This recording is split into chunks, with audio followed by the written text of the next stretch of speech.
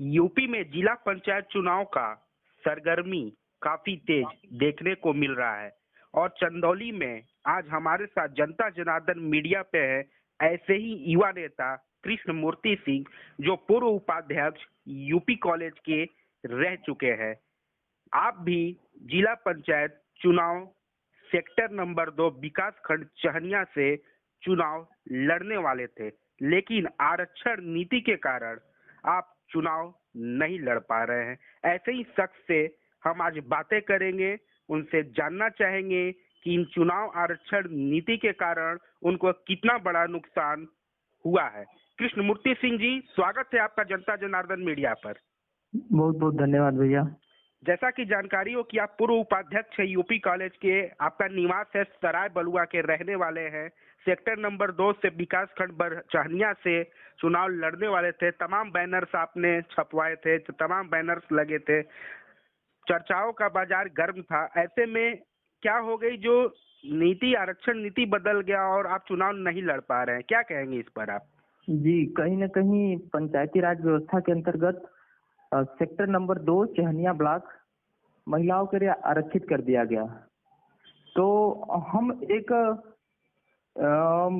मुख्य जो है कि अपना उद्देश्य यही था कि हम छात्र संघ लड़ने के बाद जब क्षेत्र में वापस आए तो मूल रूप से नेताओं की कमी को देखते हुए हमें थोड़ा जल्दी जो है कि क्षेत्र की राजनीति में जो है कदम रखना पड़ा जी। और कहीं न कहीं अगर सीटें महिलाओं के लिए आरक्षित हुई है तो इस क्षेत्र की जो भी महिला नेत्री हैं उनको मौका मिलना चाहिए।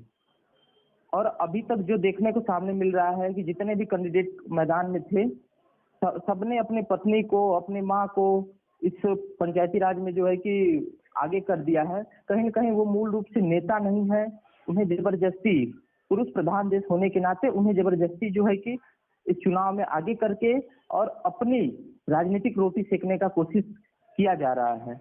सामान्य महिला सीट है, आप भी अपने घर से अपनी माता जी को खड़ा कर सकते थे और भी लोगों को खड़ा कर सकते थे, तो आप क्यों नहीं खड़ा कर रहे हैं किसी को चुनाव मैदान में? कहीं न कहीं जो मूल रूप से नेता हैं महिलाएं, उन्हें इन चुनाव में मौका मिलना चाहिए, न कि एक नेता की पत्नी को मौका मिलना चाहिए जो मूल रूप से नेता न होते हुए भी अपने पति के दबाव में आके वो चुनाव लड़े। और कहीं न कहीं जो मूल रूप से नेता है उनका जो है कि हनन हो। तो अभी तक क्या है आपके सराय बलुआ चंदौली में, अभी तक क्या स्थिति है? कैसे लोग चुनाव लड़ रहे हैं, कैसे लोग चुनाव मैदान में आ रहे हैं? सारे जो है कि बाहुबली धन पशु टाइप के लोग जो है कि चुनाव में हैं और कहीं न कहीं ये हमारे देश की राजनीति के लिए बहुत बड़ा धक्का है। क्या चाहते हैं आप?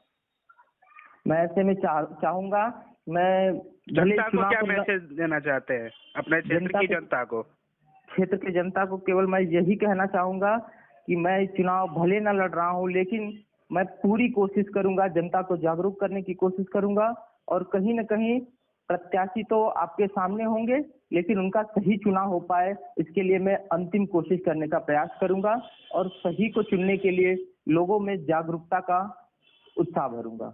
सेक्टर नंबर 2 विकासखंड चहनिया में आपकी जनसंख्या कितनी है?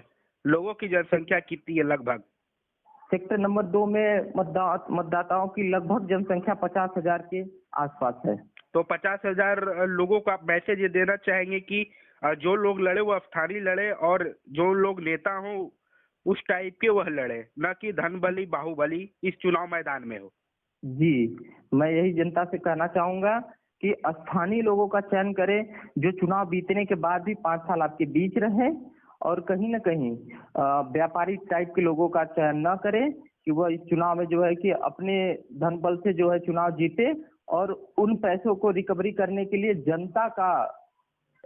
जनता के कार्यों का जो है दोहन करके धन की उगाही करें। कृष्ण मूर्ति जी, आप अपने बारे में जरा मुझे बताएं, अपना पढ़ाई लिखाई के बारे में बताएं, क्या करते हैं आप उसके बारे में बताएं। मेरा नाम कृष्ण मूर्ति है, मैं यूपी कॉलेज पूर्व छात्र संघ उपाध्यक्ष रहा और यूपी कॉलेज से ग्रेजुएशन पूरा होने के बाद मैं इलाहाबाद यूनिवर्सिटी से लॉ का स्टूडेंट हूँ और अपने क्षेत्र में सेक्टर नंबर 2 से जिला पंचायत चुनाव के लिए प्रयासरत था। लेकिन आरक्षण नीति के कारण आप चुनाव नहीं लड़ रहे हैं? जी जी, बहुत बहुत धन्यवाद हमारे साथ बात करने के लिए। जी, धन्यवाद।